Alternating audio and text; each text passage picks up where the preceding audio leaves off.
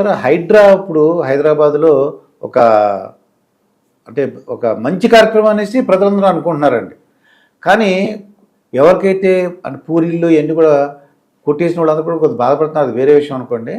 అయితే రీసెంట్గా రంగనాథ్ గారు ఏమన్నారంటే నివాసంలో ఉన్నటువంటి వాటిని మేమేం చేయము, వాటి జోలికి వెళ్ళమని అంటున్నారు. అంటే ఎలా చూస్తాం ఇవన్నీ చూస్తుంటే ఎలా అనిపిస్తుంది మీకు? సార్ ఇక్కడ ప్రకృతిని మనం కాపాడుకుంటే అది మనకి మంచిగా ఉంటుంది. మన బిడ్డలకి మంచి గాలి, మంచి ఆక్సిజను, మంచి వాతావరణం, పచ్చదనం ఉంటుంది. ఆ ప్రకృతిని విధ్వంసం చేస్తే ఏమవుతుంది? ఎగ్జాంపుల్ విలయతాండం బెంగళూరులో ఏమైంది? నగరీకరణ పేరుతో చెట్లు కొట్టేసి 100-120 సంవత్సరాల చెట్లు కొట్టేసి బెంగళూరులో ఏమైంది చూడండి. మంచినీళ్ళు లేకుండా అనుమతించారు. వాయనాడులో ఏమైంది? ఇక ఇక ఇక హిమాచల్ ప్రదేశ్లో ఏమవుతుంది? ఇక్కడ మన ఫాస్టెస్ట్ గ్రోయింగ్ సిటీ హైదరాబాద్లో చెరువులు, నాలాలు, కుంటలు ఏమి కనపడపోతే ఒకప్పుడు వాటర్ బోర్డు నివేదిక ప్రకారం 1750, ఒకప్పుడు అంతకుముందు కాకతీయులు గొలుసు కొట్టు చెరువులు ఉండేవి. వేల చెరువులు మాయమైపోయినాయి అనుకోండి. లెక్కలో 1788 ఉంటే 2780 చెరువులు ఉండాల్సి ఉంటే అసలు 1000 చెరువులు మాయమైపోయినాయి. ఈ 1780 చెరువుల్లో కూడా కాపాడుకోవాల్సిన బాధ్యత ఉంది. సరే 5 దశాబ్దాలు ఎవరు చేయలేరు. రేవంత్ రెడ్డి గారు ఒక మంచి ప్రయత్నం చేశారు.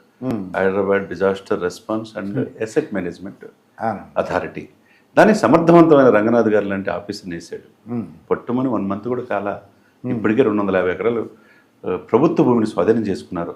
తనామనా లేదు. ఫస్ట్ పల్లంరాజు కాంగ్రెస్ సంబంధించిన రక్షణ మంత్రి, మాజీ కేంద్ర రక్షణ మంత్రి, ఆయనదే లేపేశారు. తర్వాత మజ్లీస్ ఎమ్మెల్యే ఎమ్మెల్సీది లేపారు. బీజేపీ తోకల ఆయన కార్పొరేటర్ చూశారు కదా, అప్పా చెరువులో ఆక్రమించుకుని అది లేపేశారు. నాగార్జున ప్రముఖ నటుడు, ఆయన ఎప్పుడు బఫర్ జోన్లో ఉంది, ఎఫ్టీఎల్లో ఉందని చెప్పిన వినకుండా నిర్మాణాలు కట్టుకుని రోజుకు 10 లక్షల నుంచి 50 లక్షల వరకు ఆయన ఈ 12 సంవత్సరాలు ఆయన సంపాదించింది 3500 కోట్లు. ఎవరు డబ్బు సార్ అది? ఆ చెరువు ఎవరిది? 3 ఎకరాల 30 కుంటల్లో నువ్వు హాలు కట్టి ఎన్కన్వెన్షన్, దాని మీద వచ్చే ఆదాయం నువ్వు తీసుకొని ఆ చెరువులో నీళ్లు రాకుండా గోడగట్టి ఎవరు సొమ్ము సార్ ఇది? ఆయనకున్న 6 ఎకరాలేమో పార్కింగ్ పెట్టుకున్నాడు.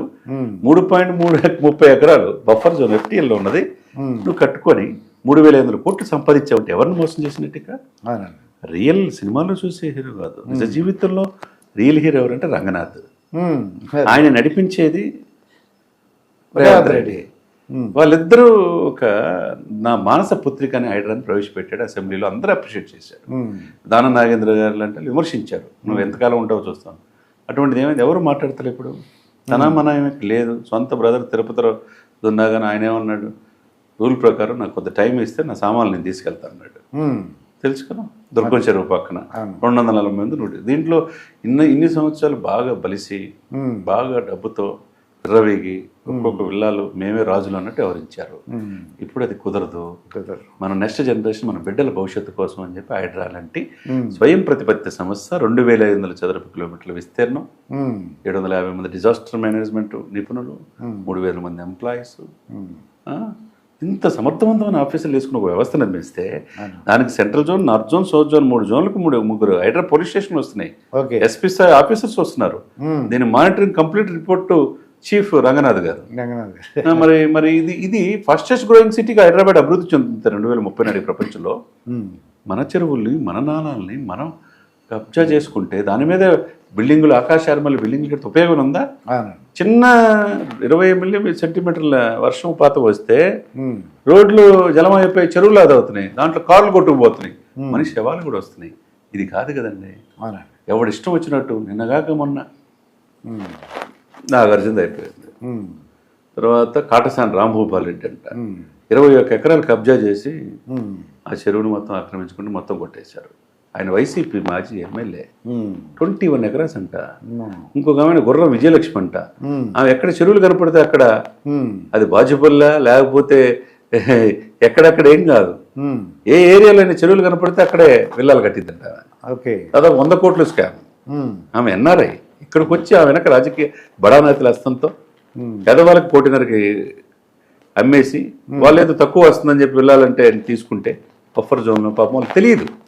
ఇక్కడ మీరు ఫస్ట్ మా ఇంట్లో పేదవాళ్ళ గుడిసెలు కొట్టలేదు సార్ గురూజీ.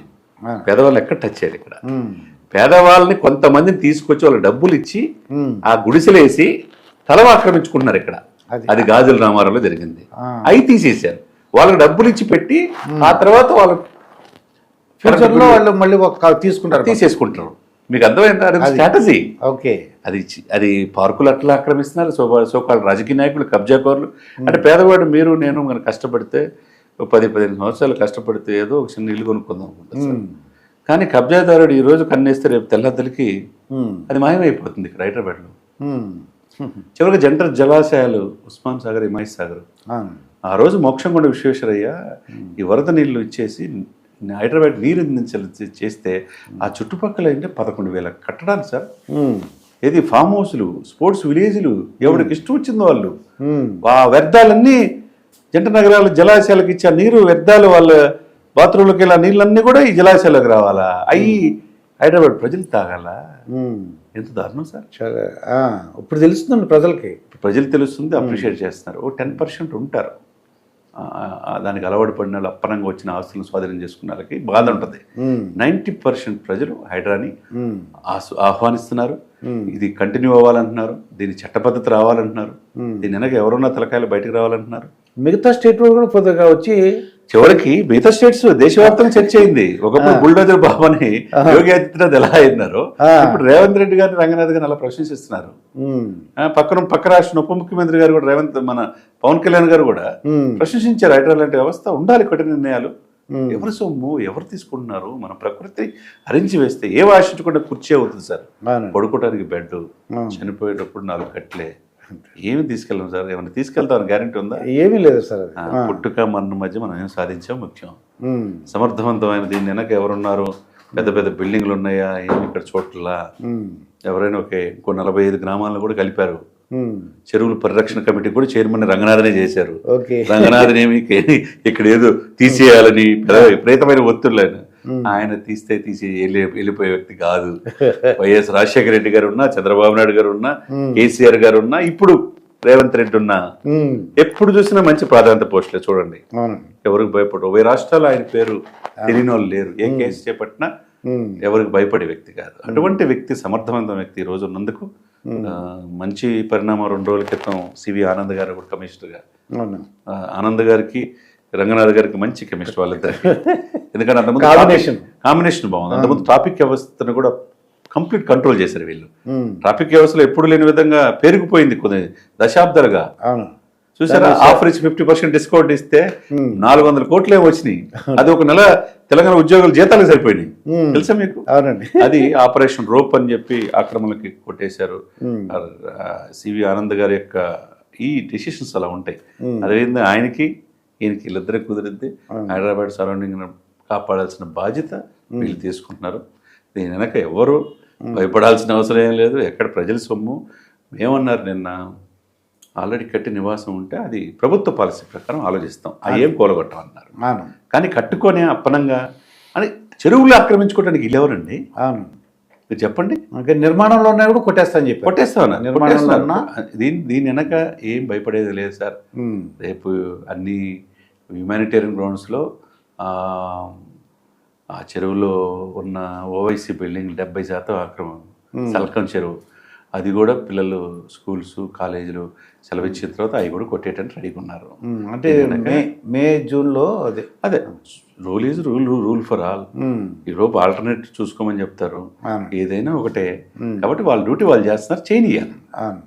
మీరు చెప్పినట్టు నేను అయితే త్రిపుల్ అనుకున్నాను. త్రిపుల్ సినిమా మనకి వచ్చింది మన రాజమౌళి. అలాగా రేవంత్ రెడ్డి, రంగనాథ్, రెవెన్యూ డిపార్ట్మెంట్, ఈ 3 కలిసి అద్భుతాలు సృష్టిస్తున్నాయి అనమాట. డెఫినెట్గా అటువంటి రఘునందన్ గారు కూడా, రఘునందన్ గారు ఏమంటున్నాడు? అసలు హైడ్రా వ్యవస్థ మన అదృష్టం. ఆయన బీజేపీ అయినా ఇది కావాలి, మనం హైదరాబాద్ కాపాడుకోవాలంటున్నారు. సార్ పార్టీలకు అతీతంగా హైడ్రాని ఆస్వాదించాలి సార్. మన ప్రకృతిని, మన జనరేషన్, మన బిడ్డల భవిష్యత్తు కోసం హైడ్రా చేసే ఇదిని రంగనాథ్ గారిని, రేవంత్ రెడ్డి గారికి ముఖ్యంగా ప్రశంసించాలి, అభినందించాలి.